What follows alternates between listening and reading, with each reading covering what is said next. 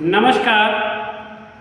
कर्माबाई महाविद्यालय की इस 27वीं भूगोल विषय की ऑनलाइन कक्षा में आप सभी का एक बार फिर स्वागत है। आज विद्यार्थियों ये हमारी 27वीं क्लास है। 26वीं क्लास में अर्थात पिछली क्लास में हमने हिमानी के संबंध में हिमानी के कार्य, हिमानी के प्रकार, हिमरेखा और हिमानी के संदर्भ में कुछ विशेष शब्दावली के बारे में चर्चा की। इस क्लास के अंदर हम हिमानी द्वारा निर्मित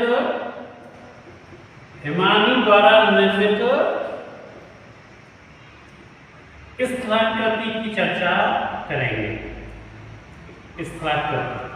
हिमानी द्वारा निर्मित स्थलाकृति। हिमानी किस प्रकार से स्थलाकृति का निर्माण करती है?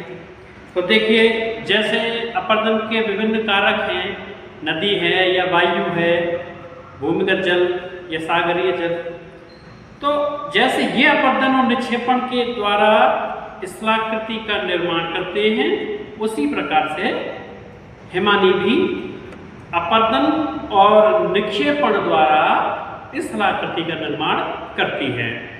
परिवहन के अंदर ये स्थलाकृति का निर्माण नहीं करती है। तो हिमानी कैसे करेगी? एक तो अपर्दन द्वारा और दूसरा जमाव द्वारा। जमाव को क्या कहते हैं? निक्षेपण। जमाव को ही निक्षेपण कहा जाता है। ठीक है, अपर्दन को काट छांट कहते हैं। काट छांट। तो इस प्रकार से ये दो टर्म हैं जिनके द्वारा हिमानी स्थलाकृति का निर्माण करती है। तो विद्यार्थियों, पहले हम अपर्दन द्वारा बनने वाली स्थलाकृतियों की चर्चा कर लेते हैं। पिछले वीडियो में हिमानी से संबंधित जितनी भी शब्दावली है उनकी विस्तार से हम चर्चा कर चुके हैं। अगर आपको हिमानी की स्थलाकृति और इसकी निक्षेपणात्मक स्थलाकृति के बारे में अगर बात करें हम, यानी अपर्दन और निक्षेपण से बनने वाली स्थलाकृति की बात करें, तो आपको एक बार 26वीं क्लास जरूर देख लेना। उसके बाद में ये अच्छे से समझ में आपको आएगी। तो देखिए, हिमानी के अपर्दन से बनने वाली स्थलाकृति की हम बात करते हैं। अपर्दन से बनने वाली स्थलाकृति। अपर्दन का मतलब है काट छांट, और काट छांट यानी इरोजन। ठीक है। अब देखिएगा, हम स्थलाकृति को अपर्दन द्वारा पढ़ रहे हैं। किसके? हिमानी द्वारा। तो इसको हम दो प्रकार से पढ़ेंगे। एक तो पर्वतीय चोटी से लेकर के नीचे खिसकते समय हिमानी ऊंची चोटियों से ऊपर से नीचे खिसकते समय कौन कौन सी स्थलाकृतियों को किस किस क्रम में निर्मित करती है, पहली बात। दूसरी बात, प्रत्येक स्थलाकृति का एक अलग से हम यहाँ डायग्राम बनाएंगे। यहाँ पर एक ढाल का अनुसरण करते हुए विभिन्न स्थलाकृतियों को क्रम से बताते जाएंगे। अपर्दन द्वारा पहली स्थलाकृति, दूसरी स्थलाकृति, तीसरी, चौथी, इस प्रकार से। और उसी के पैरेलल एक डायग्राम के माध्यम से यहाँ पर भी हम सीखते जाएंगे, क्योंकि ढाल पर वो स्थलाकृति उतनी समझ में नहीं आएगी जितनी उसका डायग्राम अलग से हम बना करके समझेंगे। तो इसमें हम थोड़ा स्पेशल तरीके से हिमानी के अपर्दन से बनने वाली स्थलाकृतियों को पढ़ेंगे। तो देखिए विद्यार्थियों, सबसे पहले मैं हिमानी का एक ढाल निर्मित करता हूँ।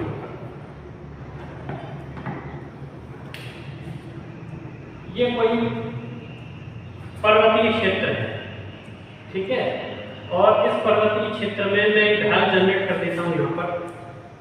अब इस ढाल में हम स्थलाकृति बनाते जाएंगे, क्रम से बनाते जाएंगे। तो देखिए, ऊपरी जो भाग है, ये जो ऊपरी भाग है यहाँ, ये इस ऊपरी भाग को हम क्या कहेंगे? हिमटोपी, आइस कैप, इसको हम कहेंगे हिमटोपी, क्योंकि टोपी सिर पे पहनी जाती है और सिर पर ऊपर जो है बर्फ जरूरी है। ठीक है, तो इसको हमने कहा हिमटोपी। अब हिमटोपी के बाद में जैसे ही नीचे बर्फ का खिसकाव होगा गुरुत्वाकर्षण बल के कारण या भार के कारण हिमराशि नीचे खिसकना शुरू होगी। तो देखिए किस तरीके से स्थलाकृति का निर्माण होता है। तो सबसे पहले यहां पर बर्फ जो गिरेगी स्नो के रूप में गिरेगी, यानी कि मुलायम बर्फ के रूप में गिरेगी, मुलायम बर्फ होगी। ठीक है, फिर स्नो गिरेगी, उसका जमाव होगा, यहाँ पर स्नो का जमाव हो जाएगा। अब जमाव होगा तो क्या होगा,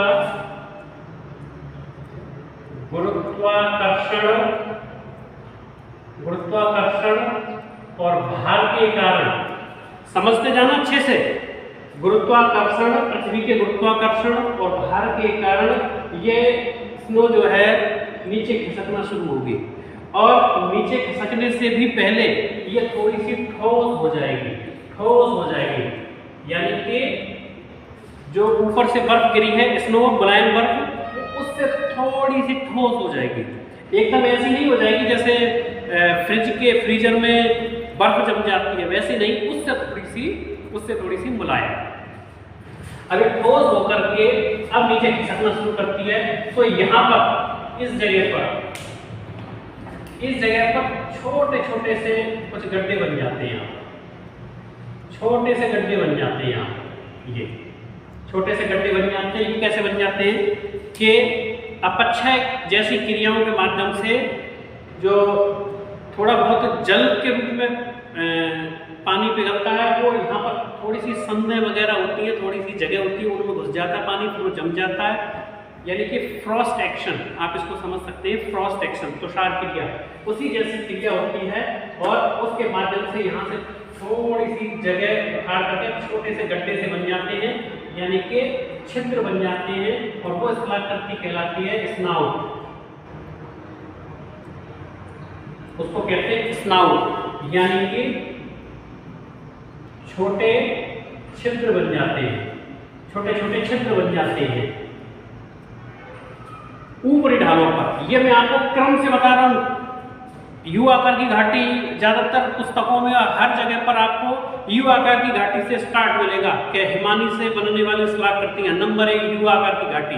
मैं आपको क्रम से बता रहा हूं कि कौन सी स्थलाकृति पहले बनेगी, उसके बाद में दूसरी स्थलाकृति बनेगी। यू आकार की घाटी यहाँ कहीं आकर के बनती है, काफी बाद में बनती है। पहले स्नाउट का निर्माण हो जाएगा, छोटे छोटे छिद्र होते हैं, ये अपक्षय के कारण चट्टान ढीली हो जाती है और उनमें पानी भर जाता है, फिर जम जाता है, उससे ढीले होकर के वहाँ के जो चट्टानी चूर्ण है वो हट जाते हैं। तो विद्यार्थियों स्नाउट, ठीक है। फिर दूसरी स्नाउट के बाद में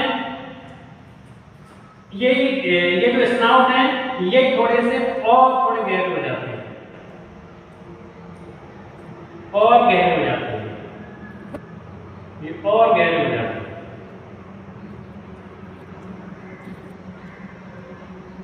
इनको कहते हैं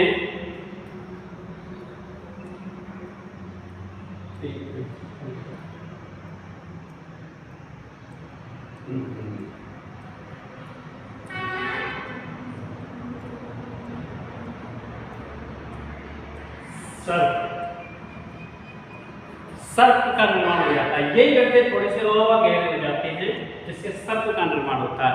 अब ये सर्प का थोड़ा सा यहाँ पर हेल्पिंग डायग्राम हम यहाँ बना लेंगे। इधर देखिए ये पर्वतीय भाग है, ठीक है, और चट्टानों के ये वाले हिस्से जो है ये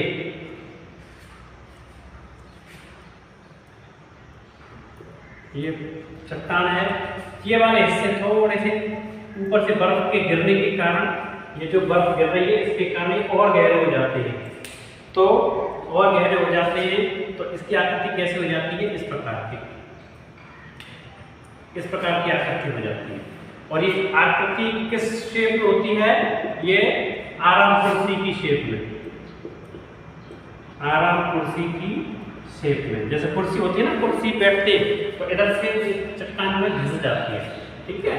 तो इस प्रकार की जो स्थलाकृति बन जाती है उसको कहते हैं सर्प। और ये जो सर्प है ये कई बार बड़े भी होते हैं, बड़े होते हैं और ये गहरे हो जाते हैं, कई बार बड़े होते हैं कई बार और गहरे हो जाते हैं, ठीक है। इन्हीं के बड़े होने से दूसरी स्थलाकृतियां होती हैं।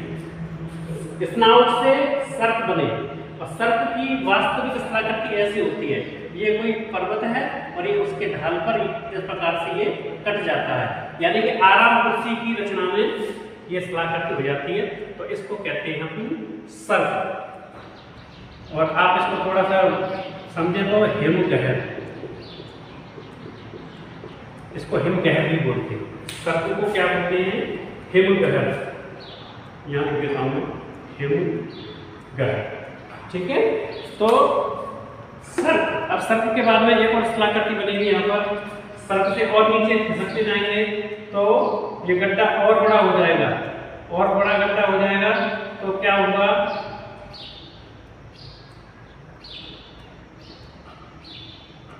एक हॉर्न का निर्माण होगा। हॉर्न को मैं यही बता देता हूँ, इसके बाद में फिर हॉर्न का निर्माण होता है। हॉर्न, हॉर्न को कहते हैं गिरीशृंग, हॉर्न को कहते हैं गिरीशृंग। हॉर्न का निर्माण होगा, मैं हॉर्न को यहाँ बताता हूँ कि इधर से चट्टान का घिसाव हुआ, ऐसे ही चट्टान का घिसाव इधर से भी हो जाएगा, दूसरे ढाल की तरफ से भी हो जाएगा, इधर से भी घिसाव हो जाएगा। तो ये घिसाव जो है, ये चट्टान है, चट्टान के इधर से घिसाव हुआ, इधर से भी घिसाव हो जाएगा, इधर से भी, इधर से भी और इधर से भी, यानी कि चारों तरफ से इस चट्टान के नीचे चारों तरफ से कुर्सी आकार के अपरदन हो जाएंगे, अर्थात ये चट्टान इधर से भी घिस गई और ये चट्टान इधर से भी घिस जाएगी, इस प्रकार से। और ये ऊपर जो स्थलाकृति दिखाई दे रही है, ये ऊपर, ये जैसे पवन के अपरदन द्वारा छत्रक या गारा का निर्माण होता है ना, जिसका ऊपरी भाग बहुत बड़े आकार में होता है, नीचे से घिस करके चट्टान छोटी हो जाती है वायु द्वारा, उसी प्रकार से ये जो हिमगहर है ये इधर से अंदर चलते चले जाते हैं, उधर से भी अंदर चलते चले जाते हैं, यानी कि चारों तरफ से, चट्टान के चारों तरफ से, मैंने अभी बताया चट्टान में इधर से भी, इधर से भी, इधर से भी, यानी चारों तरफ से ये गड्ढे हो जाते हैं। और ये ऊपर एक बड़ी शिला जो है रह जाती है, और नीचे उसका जो आधार है वहाँ पर जो है बहुत कम उसकी मोटाई होती है। तो इस प्रकार की जो चट्टान होती है उसको कहते हैं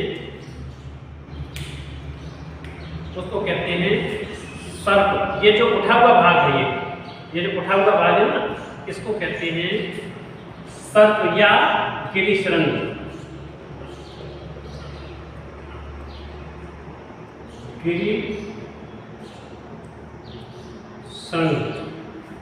इसको उठे हुए भाग को, ये तो हिमगहर है, ठीक है, सर्प है, लेकिन ये वाला सर्प है, ये वाला हिस्सा ये, और जब चारों तरफ ऐसी स्थलाकृति बन जाएगी, इधर भी, इधर भी, इधर भी, तो वो कहलाएगा फिर हॉर्न, ठीक है। सर्प का ही विस्तृत रूप होता है हॉर्न, ठीक है। अब अगली स्थलाकृति की चर्चा कर लेते हैं। इसके बाद स्थलाकृति बनती है इंद्राकौल।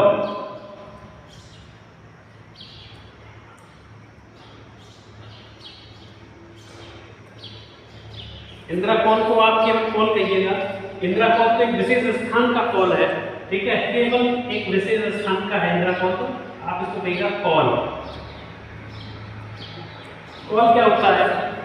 कौल होता है जब हिमगहर, यानी कि ये जो सर्प है, ये सर्प अंदर की तरफ घिसते जाते हैं, अंदर की तरफ घिसते जाते हैं, इधर से इधर से, और इनमें आर पार छेद बन जाते हैं, आर पार छेद बन जाते हैं। कहने का तात्पर्य यह है कि ये कोई चट्टान है और इसमें इधर से गड्ढा होता है और इधर से भी गड्ढा होता है, दोनों तरफ से गड्ढा होता जाता है, तो बीच में एक छेद बन जाएगा इसमें, दोनों तरफ से गड्ढा होते होते बिल्कुल आर अब टूटेगी नहीं। यहाँ पर ये ऐसा लगता है जैसे चट्टान बीच में से खत्म हो गई, पूरी खत्म नहीं होती है, इसमें बीच में यहाँ पर गर्त बनता है, ये किनारों पर जुड़ी रहती है चट्टान, बीच में गर्त बनता है, इसको कहते हैं कॉल। इसको क्या कहते हैं? कॉल। और जम्मू कश्मीर का इंदिरा कॉल आपने सुना ही होगा। भारत का उत्तरतम बिंदु क्या है? इंदिरा कॉल। तो वो इसीलिए यही कॉल है वो, ठीक है। तो इसके बारे में कॉल कहाँ पर है? भारत का जम्मू कश्मीर में, जम्मू कश्मीर में। और उसको नाम क्या दिया गया है? इंदिरा कॉल। उसको इंदिरा कॉल कहा गया है। ये जम्मू कश्मीर में है, भारत में फेमस है, ठीक है। अच्छा, कॉल तो बहुत जनरेट होते, बहुत बनते, लेकिन इंदिरा कॉल क्यों फेमस है? क्योंकि भारत का उत्तरतम बिंदु है, इसलिए ज़्यादा फेमस है। अब हिमालय में तो बहुत सारे कॉल इस्तेमाल करती है, ठीक है। अच्छा, अब इसी प्रकार से कॉल का निर्माण हो गया। कॉल क्या हो गए? ये आर पार शब्द होते हैं, और आर पार जो है इसमें बन जाते हैं खिड़की जैसे, दरवाजे जैसे बन जाते हैं, आर पार रास्ता हो जाता है, उसको कहते हैं कॉल। अब इसके बाद में अगली जो इस्तेमाल करती है वो रॉस मोटोन।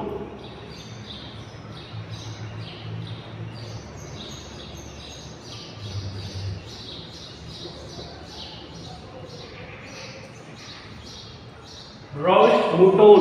और रॉस मोटोन एक्चुअली क्या है? ये सब जर्मन भाषा के और फ्रांसीसी भाषा के वर्ड्स हैं ज़्यादातर, जिन विद्वानों ने अपनी भाषा में जैसे जैसे नाम देते गए, खोजते गए स्थलाकृतियों को, और वो अपनी भाषा में नाम देते गए, ठीक है।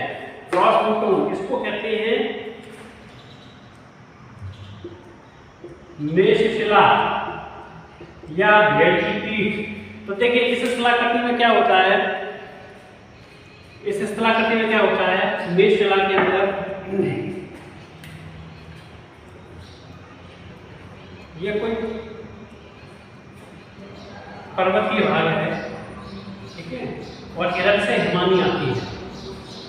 और जब इधर से हिमानी आती है तो क्या करती है? इसको घिसती है, इसको घिसती है। घिस करके क्या कर देगी? इसको थोड़ा चिकना कर देगी इधर से। घिस करके हिमानी उधर से आ रही है और घिस करके इसको चिकना कर दे रही है। लेकिन इधर हिमानी अगर लगती है, इधर साइड में ढाल में ऊपर से शैल मलबा गिरने लगता है, तो वो ढाल कैसा हो जाता है? इस प्रकार से। तो इस प्रकार की जो स्थलाकृति बन जाती है, यानी कि दूर से देखने पर ऐसा महसूस होता है कि भेड़ की पीठ जैसा, जैसे भेड़ बैठती है ना आगे मुड़ करके, पीछे से ढलान रूप में होता है, तो वो कहलाता है भेड़ की पीठ या रॉस मोटोन। और रॉस मोटोन कहाँ निर्मित होते हैं? इन्हीं ढालों पर। यहाँ पर इधर से तो ढाल कैसा होगा? इधर से तो कैसा होगा ढाल? चिकना ढाल होगा एकदम से। लेकिन इधर आकर के कैसा ढाल हो जाएगा? इस प्रकार का। तो ये कैसा महसूस होगा? आप इधर तक काम नहीं लिख करने के लिए,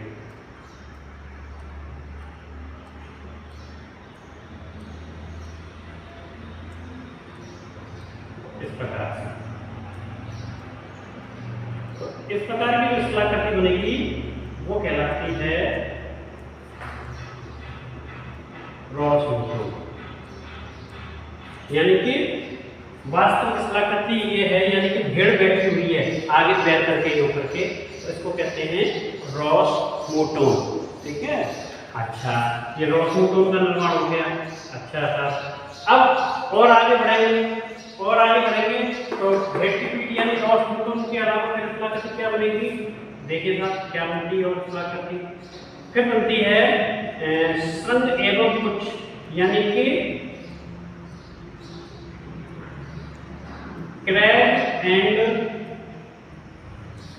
टेल, यानी कि इसको कहते हैं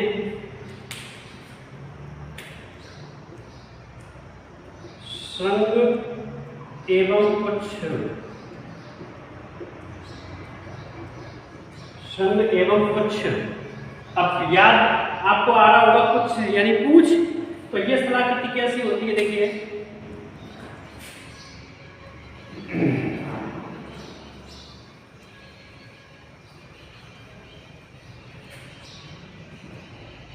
मान के चलिएगा उधर से हिमानी आ रही है और हिमानी ये कोई चट्टानी भाग है, ठीक है, और इसके यहाँ पर एक कठोर चट्टान का भाग है, ये कोई कठोर चट्टान है, ये क्या क्या कार्य कर रही है, अवरोध का कार्य कर रही है, अवरोध का कार्य कर रही है ये कठोर चट्टान। उधर से हिमानी आ रही है, अलग प्रकार की चट्टान है, मुलायम है इसलिए ज्यादा गिर रही है, ये कठोर चट्टान है ये वाली, और ये मुलायम चट्टान है, लिख दिया मैंने मुलायम, और हिमानी कैसे आ रही है, इस कठोर चट्टान को हिमानी जो है कम काट पाती है, इसकी ऊंचाई ज्यादा रह जाती है, और इसके इधर भी क्या है, ये मुलायम चट्टान है, इधर साइड में भी इधर भी क्या है, ये मुलायम चट्टाने हैं, ये मुलायम चट्टाने हैं।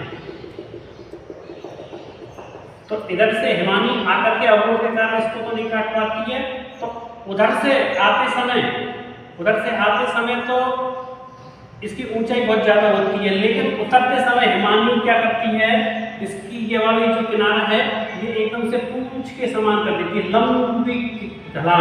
लंबा ढलान हो जाता है, यानी कि ये क्या कहलाता है, ये पुच्छ कहलाता है, और ये इधर वाला ऐसा क्या कहलाता है, ये श्रृंग कहलाता है, ये श्रृंग कहलाता है, श्रृंग ये वाला हिस्सा, कुछ ये वाला हिस्सा, और हिमानी इधर से आती है और इधर की तरफ लंबा ढाल बना देती है, तो इसको कहते हैं श्रृंग और पुच्छ। ये कहाँ डिपेंड होते हैं, इस एरिया में, यानी कि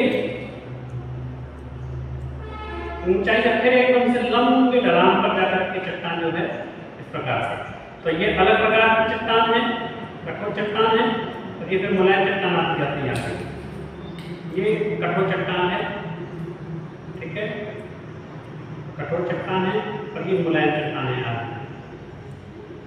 तो कठोर चट्टान कम दिखती है, तो इसको कहते हैं क्रैग एंड टेल बोलते हैं इसको, ठीक है, श्रृंग एवं पुच्छ।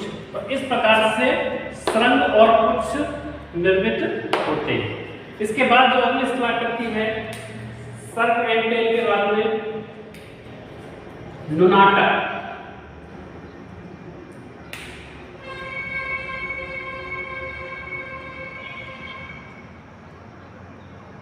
नुनाटक जैसे आपने पढ़े थे, अभी मैं पढ़ाऊंगा, वायु का जब अपर्दन और निक्षेपण होगा ना, तो उसमें एक सलाहकृति आएगी इंसेल वर्ग, बिल्कुल इंसेल वर्ग की तरह ही होते हैं ये नुनाटक।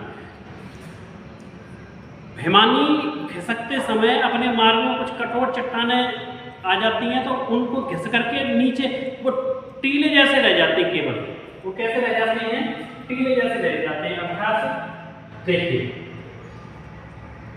थोड़ा सा उभार है, थोड़ा सा उभार होगा बस, इस प्रकार की विस्तार टीले जैसे रह जाते हैं ना, नुनाटक यानी कि टीले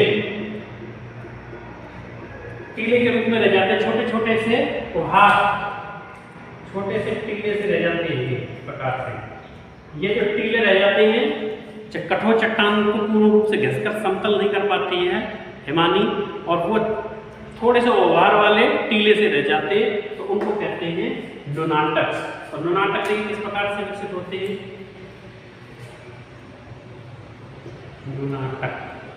नुनाटक कैसे विकसित होंगे, हिमानी का ये बड़ा पर्वत था और हिमानी इस प्रकार से आ रही है, तो इसको घिस करके और छोटा सा टीला सा रह देगी, बस केवल इस प्रकार ये टीला रह जाएगा, और ये एक समतल से ढलान में ये क्या रह जाते हैं, टीले जैसे दिखाई देते हैं। तो इस प्रकार से ये टीला क्या है, इसको कहते हैं नुनाटक, ठीक है, ये नुनाटक की सलाहकृति बनेगी।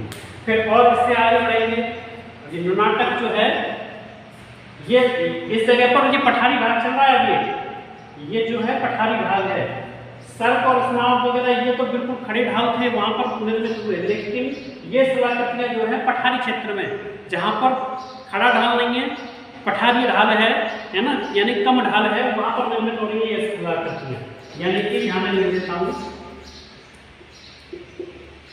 पठारी भाग में निर्मित हो रही है ये वाली सलाहकृतियां, ठीक है। और आगे फिर और मैदानी क्षेत्र में आगे जाते जाएंगे तो देखिए किस प्रकार की सलाहकृतियां निर्मित हो रही है। जगह थोड़ी कम रह रही है, मैं इसको मिटा देता हूँ।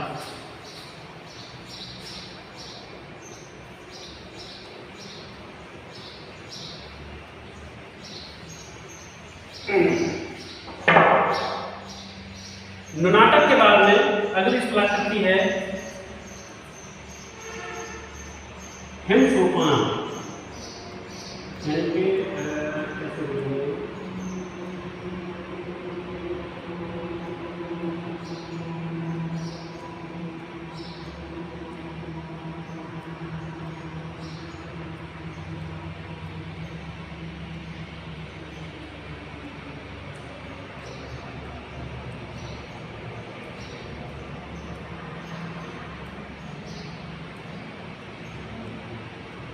इस प्रकार से ये सोपानी स्टाइल में, यानी कि सीढ़ी के तौर पर स्थलाकृति बनती जाती है इस पठारी ढाल के निचले भागों में ही।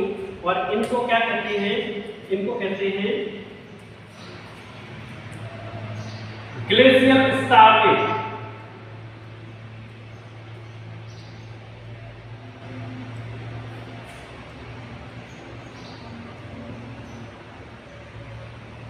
ग्लेशियल स्टेयरवे यानी कि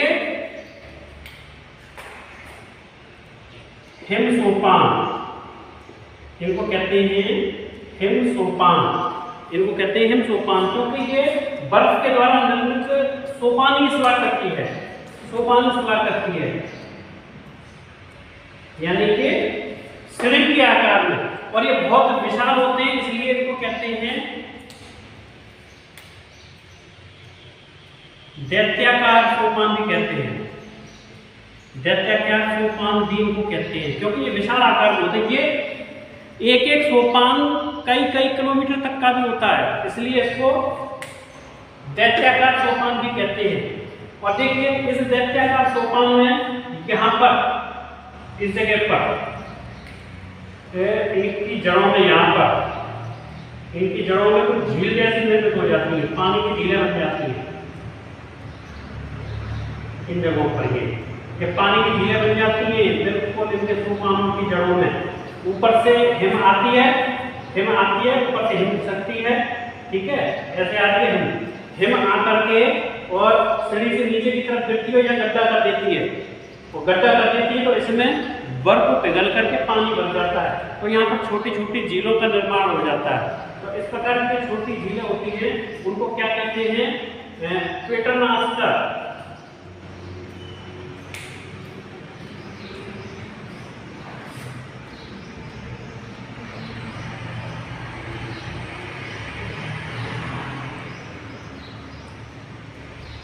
देखिए ये ग्लेशियल स्टेयरवे को मैं यहाँ समझा देता हूँ आपको। इस प्रकार से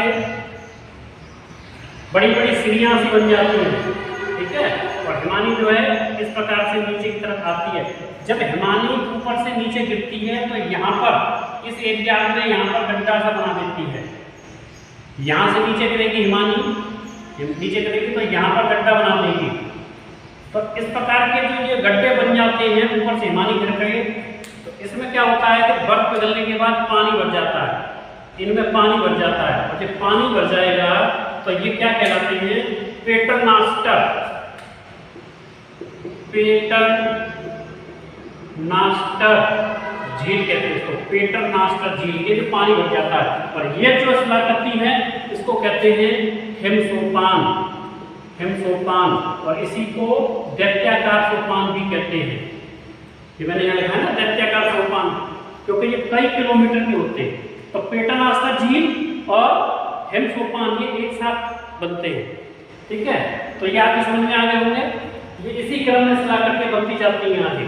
अच्छा, फिर नेक्स्ट जो स्थलाकृति है उसकी चर्चा करते हैं। अब जब थोड़ा सा ये समतल सा एरिया आ जाएगा, यहाँ पर कैसा एरिया आ जाएगा, थोड़ा समतल एरिया आ जाएगा। अब ये जो चट्टान है इसको, ये घाटी क्षेत्र आ गए हैं, घाटी आ गई, और यहाँ पर दूसरी एक और चट्टान यहाँ पर आ जाएगी। इस प्रकार से ये एक और पर्वत है इधर, जैसे एक पर्वत ये है और दूसरा पर्वत ये है, इनके बीच में हिमानी बह रही है।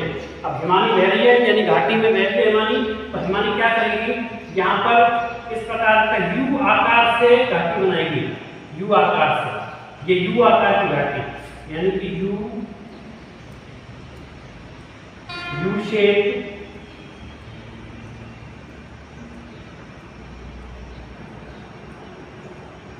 U shape valley. तो यू शेप वैली कैसे बनती है? एक पर्वतीय क्षेत्र ये है, एक पर्वतीय क्षेत्र ये है, तो इनके बीच में यहाँ हिमानी होगी तो किस प्रकार से काट देगी? वो यू आकार से काट देगी। तो इस प्रकार की जो घाटी है, चिकनी घाटी जो बनती है, नदी तो कैसे बनाएगी? वी शेप वैली बनाएगी नदी, लेकिन हिमानी कैसे बनाएगी? हिमानी बनाएगी यू आकार की, क्योंकि हिमानी के अंदर जल के साथ साथ बर्फ भी तो खिसक रही है, और बस अब बर्फ जो है वो किनारों को काटती जाएगी आगे, तो यू आकार की घाटी निर्मित होती है। तो ये यू शेप वैली जो है, ये जो यू शेप वैली जो है, ये बर्फ की अधिकता के कारण यू आकार की घाटी बन जाती है, तो इसको कहते हैं यू शेप वैली। इसके अलावा एक स्थलाकृति और है, इसी के साथ होती है, वो भी हैंगिंग वैली।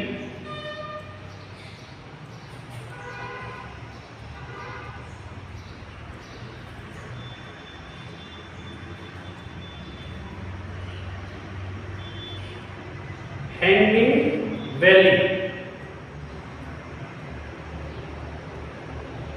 हैंगिंग वैली यानी कि लटकती हुई घाटी, लटकती हुई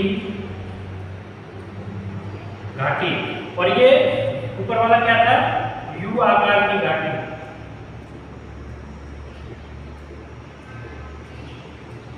यू आकार की घाटी के साथ ही हैंगिंग वैली भी पाई जाती है।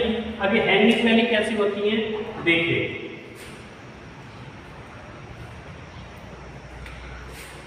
ये कोई मुख्य हिमानी है, मुख्य हिमानी है, और जो बहुत गहरी है। इस मुख्य हिमानी में छोटी सी ऊपर की तरफ से एक हिमानी आकर के और गिरती है, तो ये उच्च भाग से निम्न भाग की ओर गिरती है, तो इसकी बर्फ जो है इस मुख्य हिमानी में लटकती हुई सी दिखाई देगी। ये लगेगा कि ये लटक रही है इसमें, ये गहरी है मुख्य हिमानी, और ये ऊंची है, तो ऊपर से नीचे की तो तरफ, यानी कि मुख्य नदी की सहायक नदी होती है, ऐसे ही मुख्य हिमानी की ये सहायक हिमानी है। और इस सहायक हिमानी का जो हिम है वो इसमें गिरता है, और हिम जो है जमा रहने के कारण वो लटकता हुआ सा हो जाता है इसमें। तो इसलिए ये हैंगिंग वैली यानी लटकती हुई घाटी का निर्माण होता है, जो यू शेप वैली में जाकर के लटकती है। और यू शेप वैली ही बनती है अधिकांशतः। आप ऐसे समझिएगा, ये मुख्य हिमानी है और इसमें एक सहायक हिमानी आकर के मिल रही है, और वो ऊंची है और ये गहरी है, तो ऊपर से आकर के वो लटकती हुई सी बर्फ जो है लटकती हुई सी रहेगी उसमें, है ना। तो इसलिए लटकती हुई जो बर्फ होती है उसको कहते हैं हैंगिंग वैली। तो इस प्रकार से ये हैंगिंग वैली का निर्माण हो गया। तो अपरदन के कारण जो बनने वाली स्थलाकृति हैं, हैंगिंग वैली से फिर और आगे जाकर के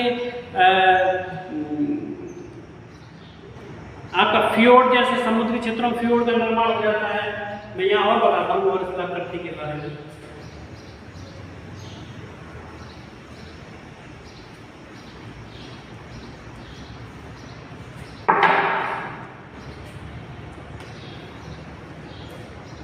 फ्योर्ड, अब यहाँ पर आगे जाने के बाद में जहाँ बर्फ पिघलना शुरू हो जाती है, यानी पर्वतपदीय क्षेत्रों में जहाँ बर्फ पिघल करके पानी में बदलना शुरू होती है, और वहाँ से फिर नदियाँ आगे बहती हैं, वहाँ पर या फिर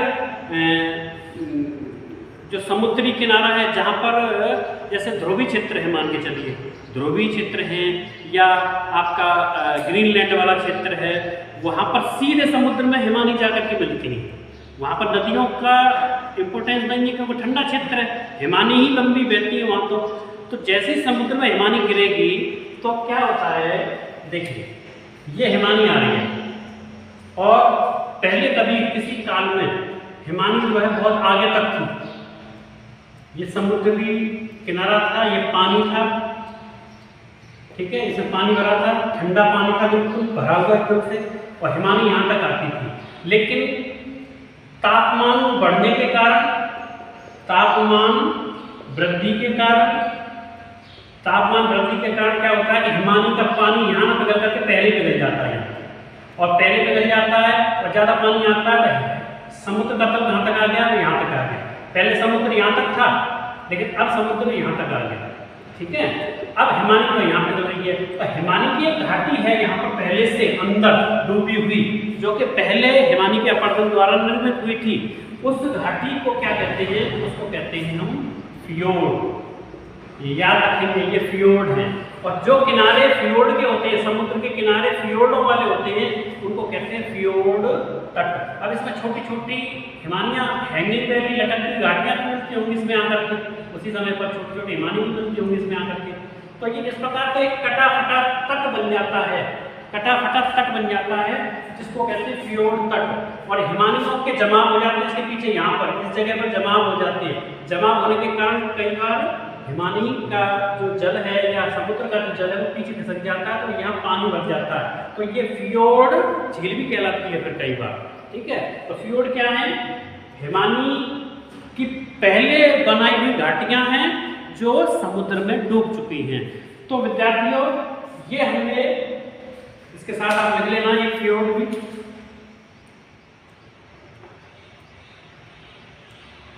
फियोर्ड, तो ये सारे क्या हैं?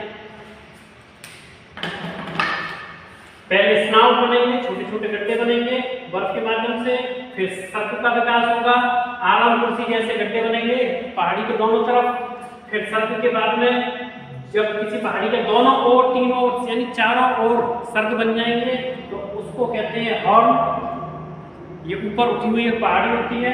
फिर जब हॉर्न बनने की प्रक्रिया और गहरी होती चली जाती है, तो सर्पों के बीच में खिड़की जैसी बन जाती है, आर पार कट जाते हैं पहाड़ी नीचे से, तो उसको कहते हैं कॉल, जिसका उदाहरण जम्मू कश्मीर का इंदिरा कॉल है। फिर उसके आगे रोसमूटोन बनते हैं। रोसमूटोन क्या है? भेड़ की पीठ के समान स्थलाकृतियां हैं। ऐसा महसूस होता है कि जैसे भेड़ बैठी हुई है। देखिए इस प्रकार से भेड़ जो है पैर आगे करके बैठी हुई है, तो इस प्रकार के स्थलाकृतियों को रोसमूटोन कहते हैं। क्रेग, ये श्रृंग और कुछ मध्य में कोई कठोर चट्टान आ जाती है, तो उसको नहीं काट पाती हिमानी, और हिमानी जो है इस प्रकार से एक लंबी पूंछ जैसा निर्मित कर देती है आगे की तरफ। तो लंबी पूंछ जैसी जो स्थलाकृति है उसको टेल कहते हैं, और जो बीच में उठा हुआ भाग है उसको क्रैक कहते हैं। यानी श्रृंग और कुछ नुनाटक। नुनाटक एक कम ऊंचे और अधिक घिसे हुए टीलेनुमा आकृति बन जाती है, जो चट्टान घिस करके निर्मित कर देती है। उसके बाद में ग्लेशियल स्टेरवे, यानी कि दैत्याकार हिमसोपान या हिमसोपान, ये निर्मित होते हैं कठोर और मुलायम चट्टानों के क्रम एक साथ पाए जाने के कारण। कठोर चट्टान कम घिसती है, मुलायम चट्टान ज्यादातर घिस जाती है, तो वो हिम के सोपान बन जाते हैं। और ये आकार में इतने बड़े होते हैं, देखने में ऐसा लगता है दूर से कि कोई राक्षस उतरता होगा इन सीढ़ियों पर, तो बड़े विशालकाय होते हैं, तो इसलिए इनका नाम दिया गया दैत्याकार सोपान। आगे दैत्याकार सोपान की तली में ही हर सीढ़ी के नीचे एक झील का निर्माण हो जाता है, उसको कहते हैं पैटरनोस्टर झील। और उसके आगे पहाड़ों की घाटियों में हिमानी जब आगे बढ़ती है तो किनारों को काटती हुई यू शेप में आगे बढ़ती है, जिससे तली जो है यू शेप में घिस जाती है, तो यू आकार की घाटी का निर्माण हो जाता है। इस यू आकार की घाटी में ही कुछ घाटियां लटकती हुई सी प्रतीत होती हैं, यानी कि मुख्य घाटी में ये मुख्य घाटी और इसमें लटकती हुई सी कुछ घाटियां रहेंगी, तो उनको हैंगिंग वैली या लटकती हुई घाटी कहते हैं। और जब समुद्र के किनारे पर हिमानी पहुंच जाती है, तो हिमानी की पिछली जो घाटी होती है, पहले उसने जो घाटी बनाई थी, वो घाटी समुद्र में डूब जाने के कारण समुद्र के किनारे पर घाटी नुमा तट पाए जाते हैं, छोटी छोटी घाटियां पाई जाती हैं और उनमें भी पानी भर जाता है, तो ऐसे तटों को कहते हैं फियोर्ड तट। तो ये हिमानी के अपर्दन द्वारा बनने वाली स्थलाकृतियां हैं। इन स्थलाकृतियों को ढाल के अनुरूप मैंने आपको बताया है, और इनकी सपोर्टिंग डायग्राम्स, इनके जो सपोर्टिंग डायग्राम्स थे, सपोर्टिंग चित्र थे, वो साथ के साथ मैं आपको बताता गया हूँ। पुस्तकों में अधिकांशतः ये डायग्राम्स मिलते हैं जो मैंने यहाँ आपको बताए हैं, और ये ढाल का अनुसरण करते हुए आपको बताया है। तो इस प्रकार से पुस्तकों में देखिए कैसे बताते हैं। सबसे पहले तो यू शेप वैली बताएंगे, और फियोर्ड तट को सबसे लास्ट में बताएंगे, जबकि स्टार्टिंग यहाँ से होनी चाहिए थी। खैर, तो विद्यार्थियों, ये मैंने आपको हिमानी के अपर्दन और निक्षेपण द्वारा बनने वाली स्थलाकृतियों के बारे में बताया है। एक बार इसका आप स्क्रीनशॉट ले लीजिएगा। फिर अपर्दन की स्थलाकृतियों के बाद में निक्षेपण की स्थलाकृतियों को, अभी निक्षेपण की स्थलाकृतियाँ मैंने आपको नहीं बताई हैं, अब निक्षेपण की स्थलाकृतियों को भी अपन चर्चा करेंगे। जब तक आप इनको स्क्रीनशॉट ले लीजिए। आपने स्क्रीनशॉट ले लिया होगा।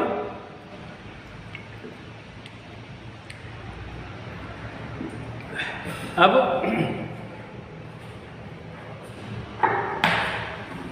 हिमानी के अपर्दन से बनने वाली स्थलाकृतियां हो गई। अब हिमानी के निक्षेपण से बनने वाली स्थलाकृतियों की चर्चा अपन कर लेते हैं। एग्जाम के अंदर वायु के अपर्दन से बनने वाली स्थलाकृतियां, हिमानी के अपर्दन से बनने वाली स्थलाकृतियां और वायु, हिमानी और नदी, इनके प्रश्न सबसे ज्यादा पूछे जाते हैं। ठीक है, तो इसलिए इनको थोड़ा अच्छे से आप देख लीजिएगा। मैंने नदी के अपर्दन से बनने वाली स्थलाकृतियों को पिछले वीडियोस में बता दिया है आपको। वायु के अपर्दन से बनने वाली स्थलाकृतियों की चर्चा भी हम आगे करेंगे। हिमानी द्वारा निर्मित स्थलाकृतियों में अपर्दन द्वारा बनने वाली स्थलाकृति हम पढ़ चुके हैं। अब पढ़ रहे हैं अपन निक्षेपण से बनने वाली स्थलाकृति। निक्षेपण से बनने वाली स्थलाकृति,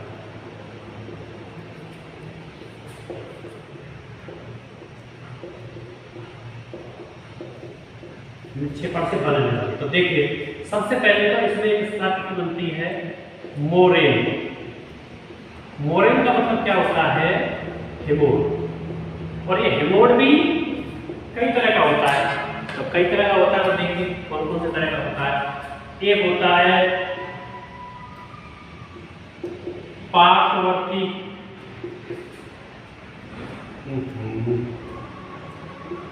पार्श्ववर्ती हिमोड या पार्श्ववर्ती मोरेन लिख देते हैं। तो पुस्तकों में मोरेन लिखा रहता है, तो मोरेन लिख देते हैं। दूसरा रहता है मध्यस्थ, मध्यस्थ मोरेन। तीसरा रहता है तलस्थ, तलस्थ मोरेन। और चौथा रहता है अंतिम, अंतिम मोरेन। तो देखिए ये किस प्रकार से होते हैं कि इसमें मान लीजिए एक हिमानी ये आ रही है, ठीक है, एक हिमानी ये आ रही है और एक हिमानी इधर से जा रही है।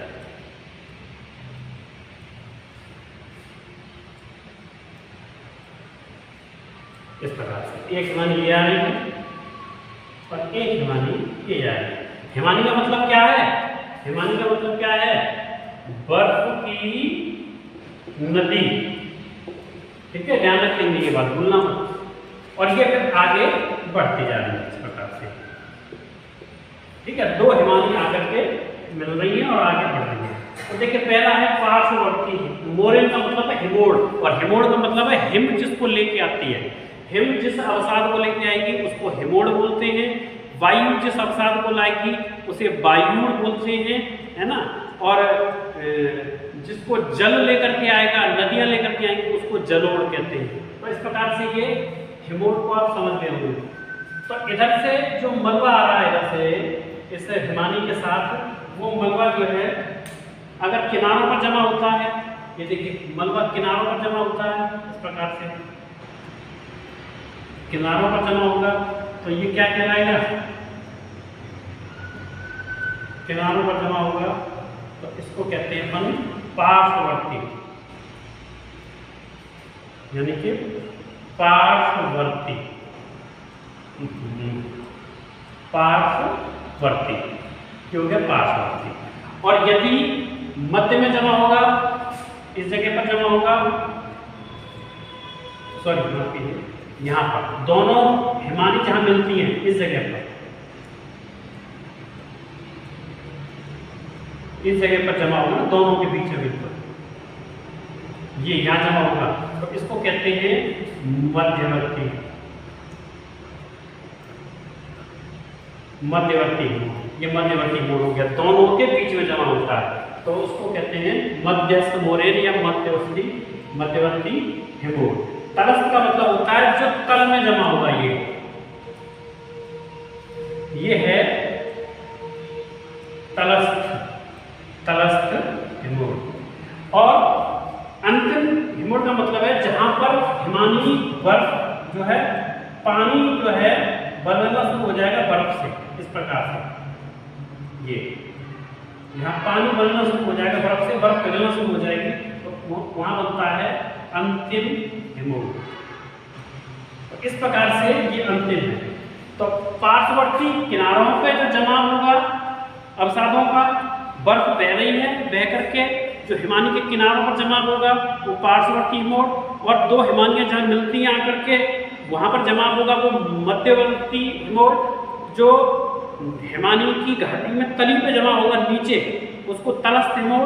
और जो हिमानी आगे जाकर के जहां बर्फ पानी में पिघलना शुरू हो जाएगी, जब पानी में पिघलना शुरू हो जाएगी तो बर्फ के अंदर जो कंकड़ पत्थर हैं वो भी वहीं छूटते चले जाएंगे और उनका जमाव होता चला जाएगा, पानी बह के आगे चला जाएगा और कंकड़ पत्थर वहीं रह जाएंगे, तो वो अंतिम हिमोर कहलाते हैं। तो इस प्रकार से ये मोरेन या हिमोर की स्थलाकृति बड़ी महत्वपूर्ण है हिमानी के निक्षेपण में। इसके अलावा एक स्थलाकृति है, दूसरी स्थलाकृति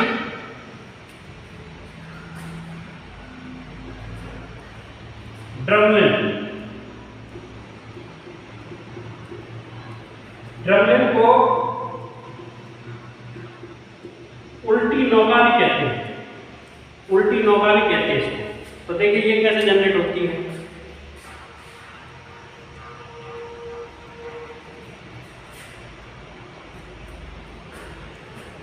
कई बार क्या होता है कि ये जो एरिया है यहां देखिएगा, उल्टी नौका कैसे होती है, तो ये छोड़ दीजिए। उल्टी नौका की नाव जो होती है, नाव की आकृति कैसी होती है, ऐसी तो होती है नाव यही तो होती है इस प्रकार से। अब ये उलट जाए पानी में तो ये ऐसी हो जाएगी उल्टी नौका, ठीक है। तो ये जो ड्रमलिन है ये उल्टी नौका के समान होते हैं। और ये एक्चुअली क्या है, ये रेत के बालू के जमाव है, रेत या बालू के क्या है जमाव है। और ये रेत और बालू के जमाव कैसे होते हैं, ये मध्यवर्ती जो मोरेन है जब ये आगे बढ़ेंगे ये, तो यहाँ पर जो जमाव होगा वो इस प्रकार से हो जाएगा।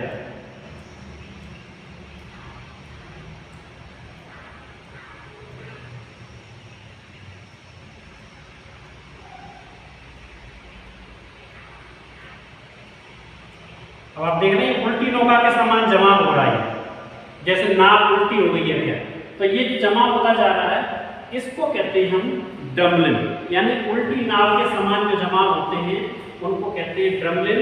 और ये देखने में ऐसे लगते हैं जैसे उल्टी नौका है, उल्टी नाव है, ठीक है। अच्छा, एक स्थलाकृति और है, तीसरी स्थलाकृति है अंडे की टोकरी।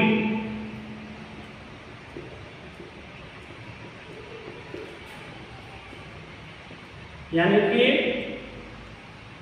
एग्स बास्केट, अंडों की टोकरी, ऐसी स्थलाकृति की चर्चा और करते हैं। तो देखिए जब ये जो हिमोर हैं ये हिमोर आगे बढ़ते जाते हैं तो यहाँ पर जो बड़े बड़े कंकड़ पत्थर हैं उनका जमाव ऐसे होता है, बड़े बड़े शिलाखंड। यहाँ ड्रमलिन के अंदर उल्टी नौका जो होती है, ड्रमलिन के अंदर रेत बालू आदि के जमाव ज्यादा होते हैं, ये चिकने होते हैं। लेकिन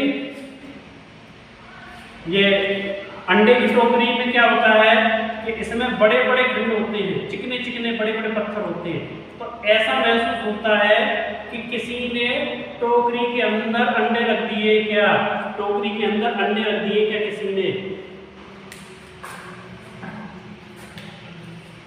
ये और ये इस प्रकार से ड्रमलिन बनती है और अंडे की टोकरी का डायग्राम ये है, ठीक है। तो देखने वाले को दूर से ऐसा लगता है कि किसी टोकरी में अंडे रखे हैं बहुत सारे, इस प्रकार का जमाव दिखाई देता है दूर से। तो ये अंडे की टोकरी वाली स्थलाकृति जो है बिल्कुल शंकुआकार अंडे जैसे ऐसा महसूस होगा जैसे अंडे रखे हैं किसी टोकरी में, गोल गोल गोल गोल चिकने पत्थर होते ही हैं, घिस घिस करके गोल हो जाते हैं, चिकने हो जाते हैं, तो इसको कहते हैं अंडे की टोकरी, एग्स बास्केट। अधिकांशतः ड्रमलिन को और अंडे की टोकरी को एक ही साथ जोड़ दिया जाता है, जबकि ड्रमलिन अलग स्थलाकृति है और अंडे की टोकरी अलग स्थलाकृति है। ये जो दिखाई देती है, हालांकि ये भी एक उल्टी नौका के समान ही दिखाई देती है, इसलिए ड्रमलिन में इसको जोड़ लिया जाता है, लेकिन ड्रमलिन अलग प्रकार की स्थलाकृति है और ये अलग स्थलाकृति है। अच्छा, एक है, चौथा नंबर है विस्थापित शिलाखंड। विस्थापित शिलाखंड, विस्थापित शिलाखंड का मतलब ये है कि ये जो यहाँ से वो आ रहे हैं कंकड़ पत्थर आ रहे हैं, ये जो मोरेन आ रहे हैं बेहतर के, ये देखिए ये मोरेन आ रहे हैं। अब ये जो कंकड़ पत्थर हैं ये जो आ रहे हैं पीछे से, तो ये कंकड़ पत्थर कहीं बहुत दूर से आ रहे होंगे, किसी और संरचना वाली चट्टान से आ रहे होंगे, और वहां की चट्टान के कंकड़ पत्थर आकर के यहाँ जमा हो रहे हैं और आगे यहाँ वहां फैले पड़े रहेंगे ऐसे इस प्रकार से। उनका विस्थापन हो गया है, वहां से विस्थापित हो गए ये कंकड़ पत्थर, इधर आ गए हैं बर्फ के अंदर बह करके। तो इनकी जो संरचना है, इनकी जो संरचना है यहाँ की चट्टानों से अलग होती है। इस एरिया की चट्टानें और इस एरिया की चट्टानें अलग अलग प्रकार की होती हैं, तो इनकी जो संरचना है वो इस समीपवर्ती क्षेत्र से भिन्न प्रकार की पाई जाती है। इसलिए इस विस्थापित, इसको कहते हैं विस्थापित शिलाखंड, क्योंकि वहां से विस्थापित होकर के ये आए हैं। तो ये विस्थापित शिलाखंड आप समझ गए होंगे। ये देखिए, ये विस्थापित शिलाखंड है। इसके अलावा 2-3 शिलाकृति और हैं, आप इसका स्क्रीनशॉट ले लीजिएगा, फिर मैं इसको मिटा करके उनके बारे में बताता हूँ, या यहाँ बता देता हूँ, इस एरिया में बता देता हूँ आपको। देखिए,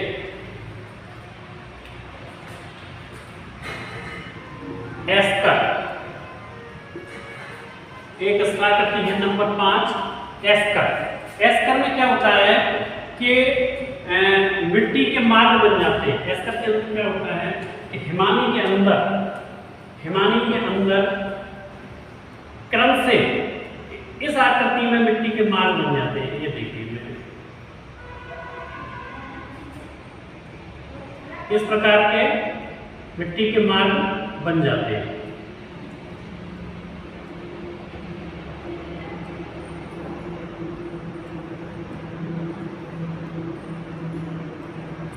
ठीक है, इस प्रकार के जो मिट्टी के मार्ग बन जाते हैं। अब इनमें क्या होता है, बीच में मिट्टी होती है, बीच में मिट्टी होती है, ये सब मिट्टी होती है इसके अंदर, और ये क्या कहलाते हैं, ये कहलाते हैं एस्कर। और ये एस्कर किसके अंदर होते हैं, हिमानी के अंदर होते हैं, बर्फ के अंदर होते हैं ये एस्कर। ठीक है, और ऊपर ये हिमानी बह रही है ये, और ये नीचे है, अंदर के अंदर ऊपर बर्फ है, नीचे पानी पिघल जाता है, उस पानी में मिट्टी भी बह के जा रही है। कई बार क्या होता है कि मिट्टी जो है बर्फ के पिघलने से पहले मिट्टी बर्फ में अंदर होती है, लेकिन जहाँ मिट्टी होती है वहाँ की बर्फ भी पिघल जाती है, वो पानी के अंदर मिट्टी फंसी रह जाती है ना, फिर पानी भी बर्फ बन जाता है। तो एक तरीके से जो जमाव ऐसे बनते चले जाते हैं मिट्टी के, ये बीच में फंसे हुए, इस प्रकार के जमाव क्या कहलाते हैं, एस्कर कहलाते हैं। इसके अलावा एक शिलाकृति और है, वो है केम। केम एक्चुअली क्या है कि इन एस्कर के बाद में टीले नुमा जमा हो जाते हैं, टीले नुमा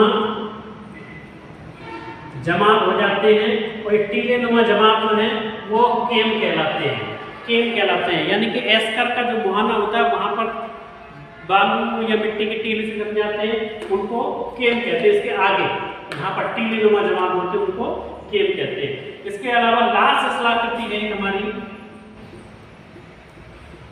अवक्षेप मैदान। जैसा नदी के अपरदन के द्वारा लास्ट में एक समतल प्राय मैदान निर्मित हो जाता है। एक समप्राय मैदान की संकल्पना की थी डेविस महोदय ने, जिसको पेनी प्लेन कहा था। उसी पेनी प्लेन के समान ही एक समतल मैदान निर्मित हो जाता है, जो उच्चावच हैं वो बिल्कुल घिस करके समाप्त हो जाते हैं और एक समतल मैदान की रचना बन जाती है। समतल मैदान की रचना बन जाती है। यह समतल मैदान जो हिमानी के घिसने से बनता है, और ये समतल मैदान ही क्या कहलाता है? अवक्षेप मैदान कहलाता है। तो इस प्रकार से आपने देखा, वीडियो के शुरुआत में मैंने हिमानी के अपरदन से बनने वाले स्थलाकृतियां बताई थी। वो पर्वतीय क्षेत्र से बनते हुए शुरू हो रहे थे और उच्च पर्वतीय क्षेत्र से जहाँ पर आइस कैप थी यानी कि हिमटोपियाँ थी, वहाँ के बाद में स्थलाकृतियाँ जो है कटाव के कारण बनती जाती हैं और पठार से मैदान की ओर आते जाते हैं। मैदानी क्षेत्रों में जमाव होने लगते हैं।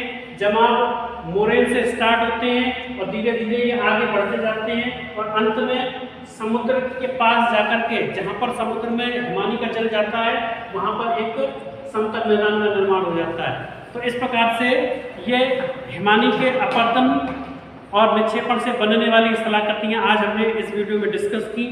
और इस वीडियो में हमने परिवहन की चर्चा नहीं की, क्योंकि एक्चुअली हम स्थलाकृति की बात कर रहे हैं। परिवहन का कार्य सिर्फ मलबे को यहाँ से उठा करके वहाँ तक ले जाना है, उसमें किसी स्थलाकृति का निर्माण नहीं होता है। इसलिए मैंने वीडियो में परिवहन संबंधी चर्चा नहीं की। तो इस प्रकार से विद्यार्थियों, आज हमारा ये हिमानी का जो टॉपिक था, हिमानी का अपर्दन और निक्षेपण से बनने वाली स्थलाकृति, ये समाप्त होता है। अब नेक्स्ट आगे की क्लास में हम वायु के संबंध में चर्चा करेंगे। वायु के क्या कार्य हैं, वायु कैसे अपर्दन करती है और वायु के निक्षेपण कैसे होते हैं। तो इस प्रकार से विद्यार्थियों, ये आज की क्लास हम समाप्त करेंगे। और मैं आपको एक रिक्वेस्ट करना चाहता हूँ कि अगर आपको ये अच्छा लगता है बेटे, तो आप वीडियो को लाइक, शेयर एंड सब्सक्राइब अवश्य करें, क्योंकि आपके द्वारा किए जाने वाले इन कार्यों से हम जैसे पढ़ाने वाले शिक्षकों को हिम्मत मिलती है। हमको लगता है कि बच्चे हमको प्रेरणा दे रहे हैं, हमको बच्चे लाइक कर रहे हैं, तो उससे हमारी हिम्मत बढ़ती है। ठीक है बेटे, तो नेक्स्ट वीडियो में फिर मिलेंगे। नमस्कार।